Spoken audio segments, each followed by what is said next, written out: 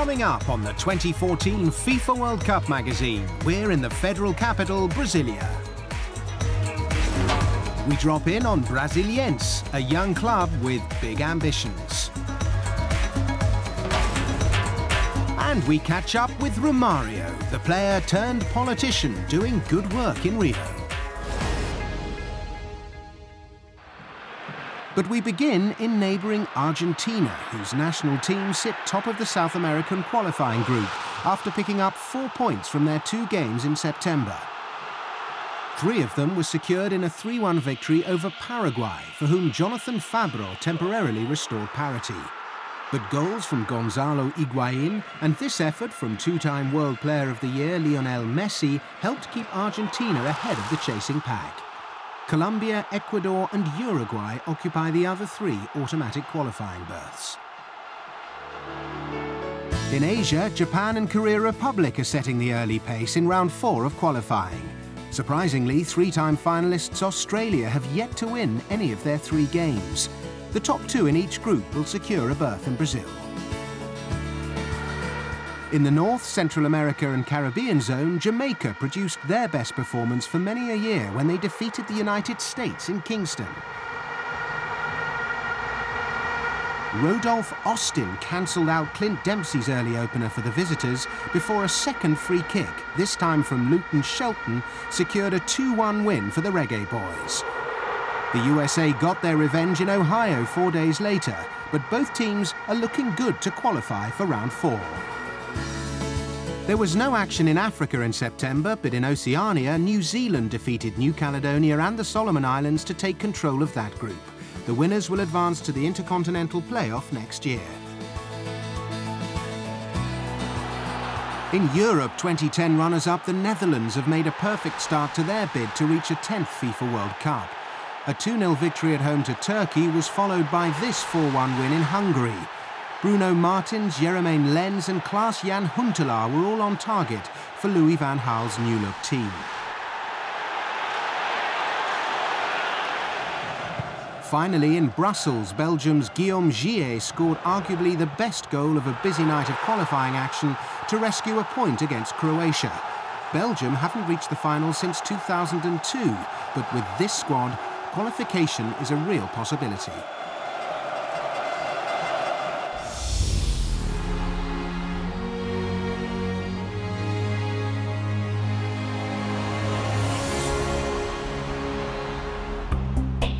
In 1883, an Italian priest named Dom Bosco had a vision of a futuristic city built between parallels 15 and 20 of the Southern Hemisphere. On April the 21st, 1960, that dream became a reality with the inauguration of Brasilia, which was the central pillar of President Juscelino Kubitschek's plan of national development. The idea of moving Brazil's capital inland had first been talked about in the late 19th century, but more than 60 years later, the area that was to become Brasilia still resembled a desert. Kubitschek hired one of the most prominent architects of the day, Brazilian Oscar Niemeyer. He designed Brazil's new capital, combining straight and rounded shapes to create innovative architectural masterpieces. A futuristic vision in concrete and steel. Another Brazilian, Lucio Costa, a renowned urban planner, devised a layout that combined beauty and simplicity with functionality. The new city was to be laid out in the shape of a cross, with the 2 axes forming Brasilia's 2 main areas, the residential area on the horizontal axis and the monumental area on the vertical. The construction of Brazil's new capital took a little over 3 years to complete, with workers on duty day and night to get the job done. A little over 50 years on, it remains a sight to behold and is the only city constructed in the 20th century to have been declared a World Heritage Site by UNESCO.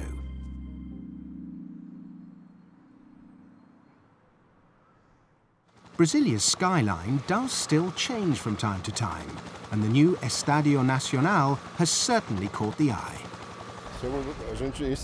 If we'd insisted on keeping what we had before, which was practically 20% of the old stadium, we'd be getting in the way of a whole solution, simply to say that we were preserving the past.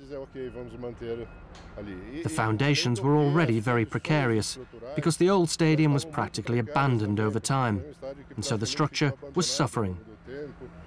It would have needed a major refit that wouldn't have justified the cost. So it was a decision a surgeon makes at a given time. He opens up the patient and thinks, "What I planned is impossible, but I must save the patient." And that's what I did here. That was the solution.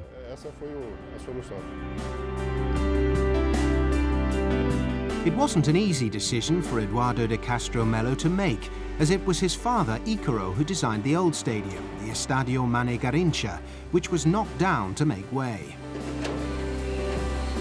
The construction of the new stadium started in January 2010, and today just over 4,000 workers are involved in the project.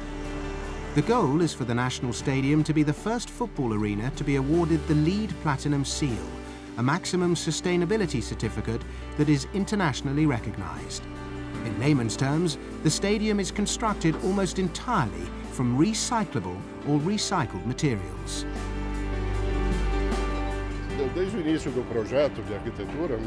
From the beginning of the architectural project, we focused on the LEED certificate and tried to find project solutions that included better conditions for natural ventilation, for natural internal lighting, for the capture of rainwater to use in the pitch irrigation, and the irrigation system for the stadium itself.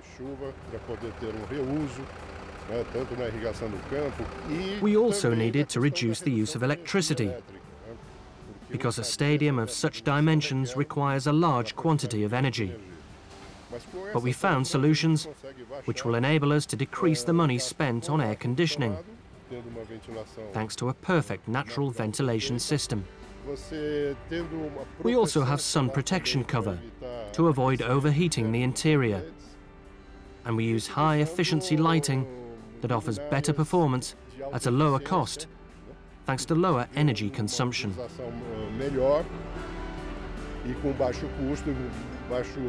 The most important part of all was that within the architecture, we made the covering on the roof out of concrete.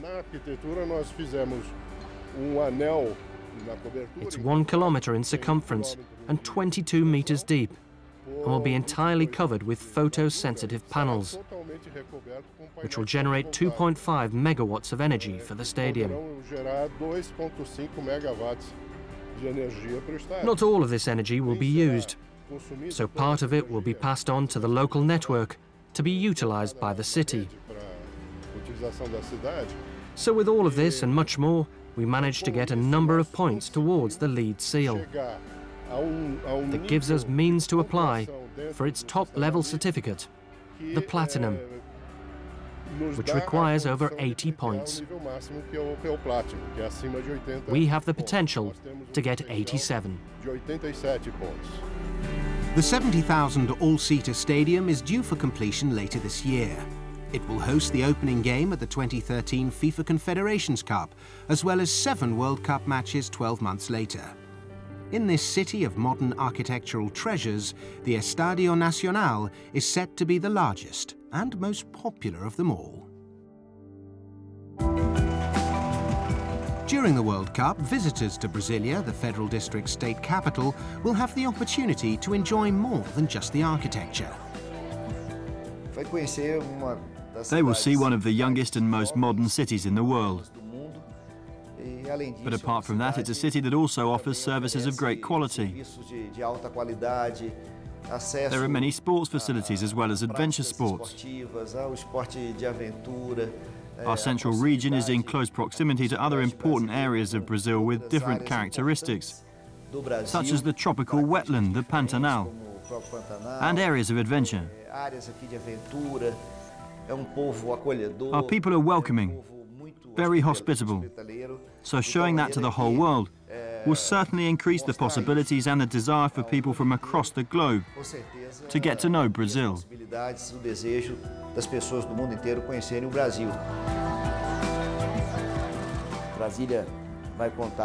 By 2014, Brasilia will have 14 tourist information centres, all employing people qualified in different languages, who will be able to assist every visitor, making everyone feel at home. Brasilia will have signs in Portuguese, English and Spanish, so if tourists are travelling by car, they will be able to get around the city. Brasilia will certainly receive all of these visitors with open arms, both those coming for the Confederations Cup in 2013 and the FIFA World Cup in 2014.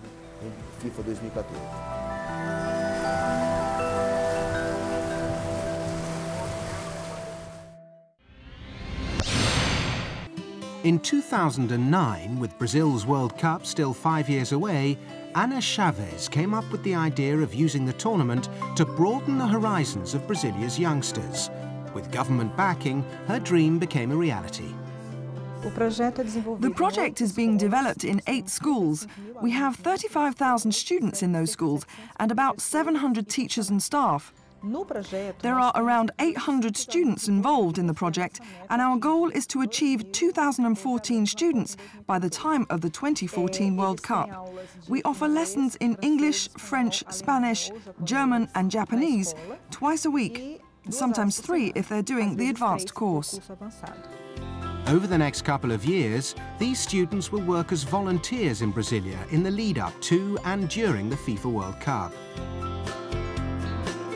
In addition to the regular language classes they're attending, the students will also learn about the geography and culture of the countries that are likely to qualify for the tournament.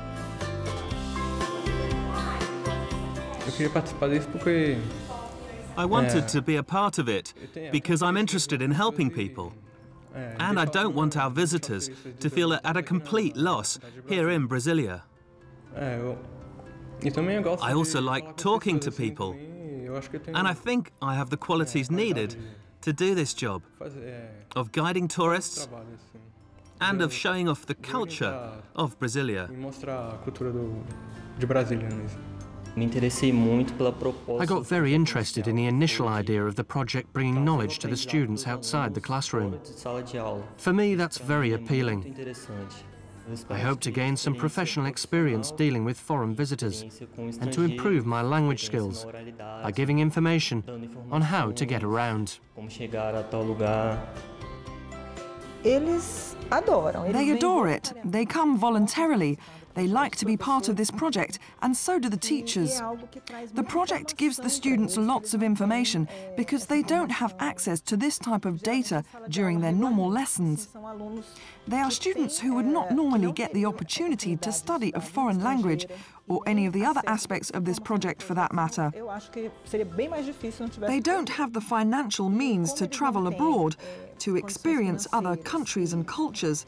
And I believe this project opens a door to the world for them, through learning and through the possibility of working on important events like the Confederations Cup, the World Cup, and the Olympic Games. I think that the most important thing is that we change their dreams.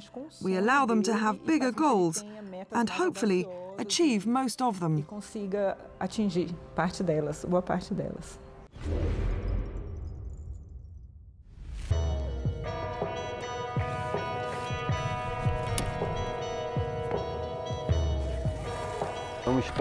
Once you've mastered the technical specifications, it's a sport that poses no danger at all.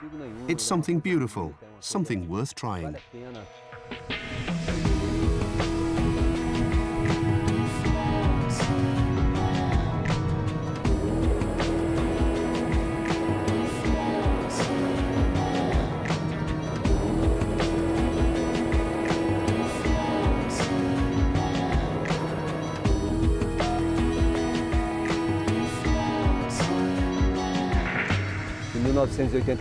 In 1981, Paul Gass and Carlos Neymar were the first people to come and organize a hand gliding course.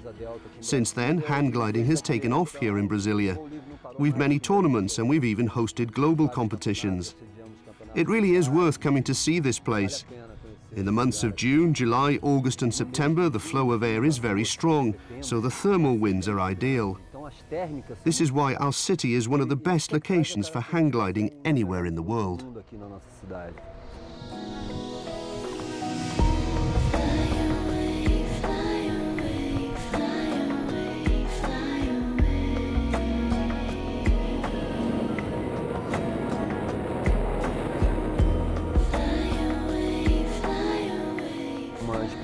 It's an expression used by everyone, but the feeling of freedom is without equal.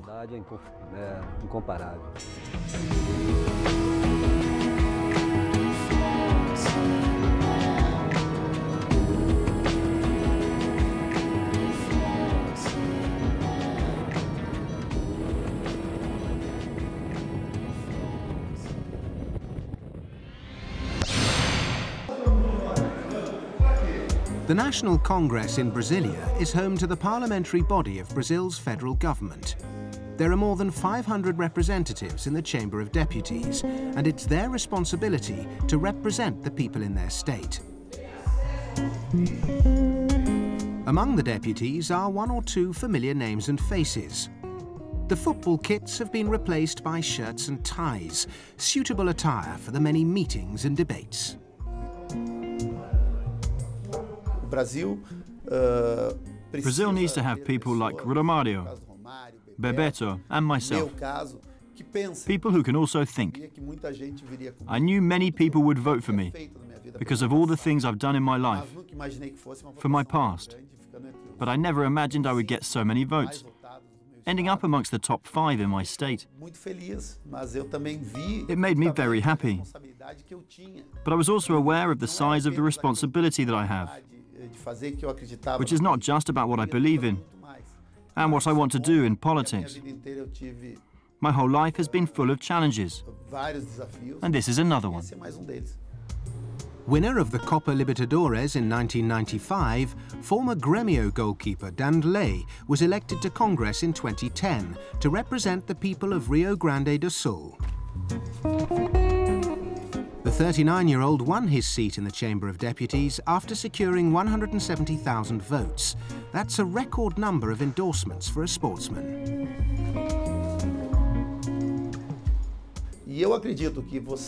I believe through sport you can bring about education. You can get children back to school, because Brazil needs this. We have a big problem with that at the moment. We must improve our education, and I think sport is a wonderful tool to do that. And that's without mentioning the question of health. The more people practice sport, the more people have the opportunity to play sport, the more we give people the opportunity to play sport in our squares, in our clubs, the fewer sick people we will have. Fewer people will be queuing up in hospitals, which is what we're seeing in Brazil today. We want to change that. I believe that we are planting a little seed, and when it begins to bear fruit, we will see a Brazil that's better for everyone. A generation ago, Romario rose from the slums of Rio to become a giant of the beautiful game. The 1994 FIFA World Cup winner and World Player of the Year was elected to Congress in 2010. During his time representing the Socialist Party in Rio de Janeiro, the 46-year-old has emerged as one of Brazil's most outspoken legislators, championing the rights of people with disabilities. To this end, Romario frequently organises charity matches. Other former pros, fellow congressmen and sporting celebrities are only too keen to attend to help raise money and awareness for various organisations. Brazil has over 40 million children with special needs, including Romario's 6th child who was born with Down syndrome. Raising her opened his eyes to a whole new world, a world he wanted to help. He saw politics as a way to capitalise on his fame to accomplish something worthwhile, and in his freshman year he drafted dozens of bills. Of the 2 that were passed, one aids children at risk in favelas, the other youngsters with special needs. In reality, there are many difficulties here in our country. One of them is the lack of respect that Brazilians still have, and the main one, in my opinion, is prejudice. But thanks to God, there have been some very positive public policies to make the public realise that these people are not sick, they're special. What makes them happy is to be included in society by giving them space, love and care. That's what I try to get our people to understand. It's a battle of mine. It's my main aim. I am the voice they have here in Brasilia, and it is for them that I fight. They're the reason I entered politics, and I'm certain that I can still do a lot for them. Because in reality, when I say them, I also mean myself. Heroes on the pitch, Romario and Danrelé, are now having a similar impact off it.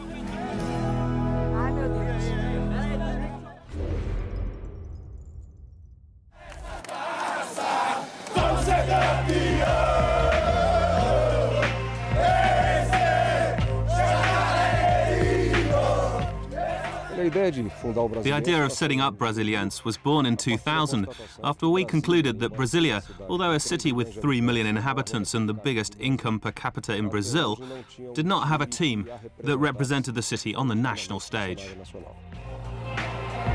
A businessman and former federal district senator, Luis Estevão, bought the semi-professional outfit Atlantida in 2000 and renamed it Brasiliense. Nicknamed the Alligator, the new club rose from the 4th division to the top tier of the Brazilian Championship in just 4 seasons. This meteoric ascent was unprecedented, and they won Serie C and Serie B en route to the summit. Brasiliense also reached the final of the Brazilian Cup in 2002, and although they lost to Corinthians, they endeared themselves to the hearts and minds of the country's football-mad public. For us, it was also a surprise, especially because in today's game, both in Brazil and around the world, it's very difficult to form a new club and quickly be able to compete in competitions on equal terms against the big teams, particularly in Brazil. Today, there's a reality in football whereby most of the revenue comes from television networks, and television deals are very disproportionate. They aim to spread their budget amongst the clubs with the biggest fan base. So a club starting out today with a small fan base receives up to 40 times less than some of the big Brazilian clubs.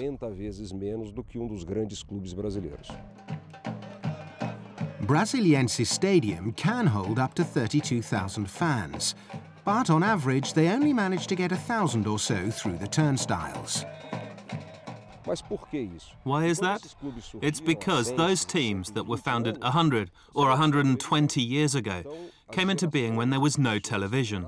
So the generations of people that lived in those cities and states only had one way of coming into contact with football, by watching their local team in the stadium.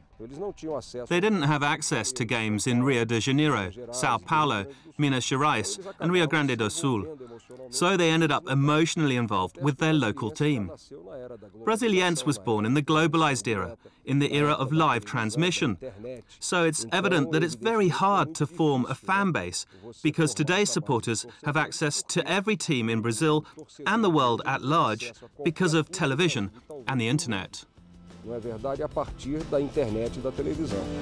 After winning the state championship in their first season, Brasiliense have now won 8 state titles in the last 12 years, with 6 of those secured consecutively from 2004. Regional domination is one thing, but the club has struggled in the national championship.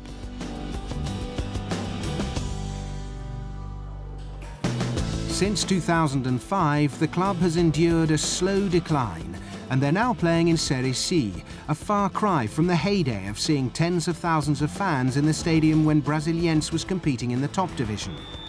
It seems only right that the capital of Brazil has a team in Serie A, but funding is needed for that to happen anytime soon.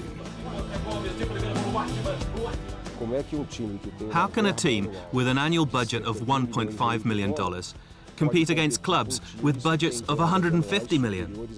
It's too great a margin, And only time, a lot of time, can correct that.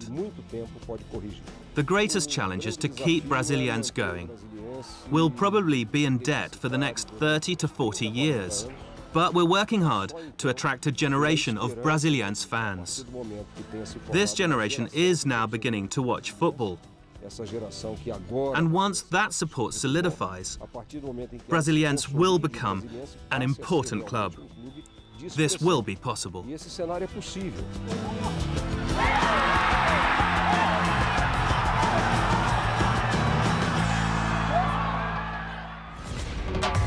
Next time, we're in the state of Mato Grosso, the geographical center of South America. We join FIFA World Cup winner Ronaldo on a host city tour in Cuiabá. And we catch up with Cuiabá Esporte Clube, the state's highest ranked team. See you then.